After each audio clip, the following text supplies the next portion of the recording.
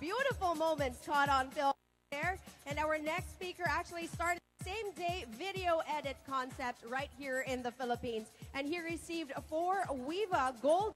And if you're wondering what Viva is, it's and Event Videographers Association International. He is also the of www.pinoyvideomaker.com, the premier online resource in event. Please welcome on stage Jason Anwa. Hi. Hi, Jason. Oh, hi. Wait. Okay. Hi, my name is Jason Magbanwa and I'm a wedding videographer. Actually, ang pinakasimpleng paraan para maintindihan ko ano yung ginagawa ko, nagbibideo ako ng kasal.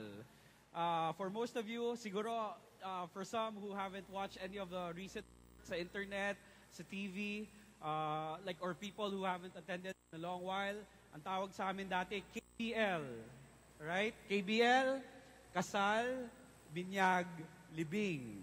Okay? Medyo dated, medyo merong stigma yung ginagawa namin. Pero because of, nabanggit kanina ni Ms. Lim, because of passion, because of the enjoyment we have for the work that we do, talagang pinush forward namin yung art, yung creativity, yung profession. Kaya ngayon, the Philippines is one of the hotbeds of talent pagdating sa videography.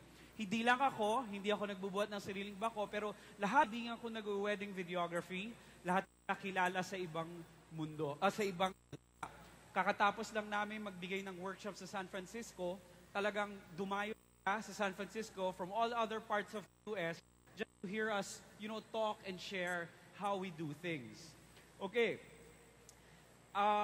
Nabanggit ang passion, nabanggit ang enjoyment sa trabaho. Meron akong gustong mga i-share sa inyo, no? Sabi nga, dapat gigising tayo sa umaga na, with a smile faces and excited tayo magtrabaho, excited tayong pumunta kung saan tayo kailangan pumunta. Every weekend, Saturday, Sundays, when I wake up, 8 o'clock, 9 o'clock, excited ako. Kasi meron ako mamimit na bagong couple, magkakagawa na naman ako ng video, makakagawa na naman ako ng memories for the couple that hired me to shoot their wedding.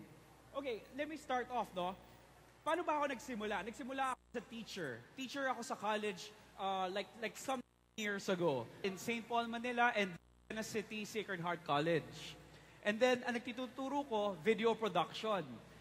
My students started to ask me, "Sir, ikakasal na yung ate ko, ikakasal na yung kuya ko. Pwede po ba kayo mag-video ng kasal?"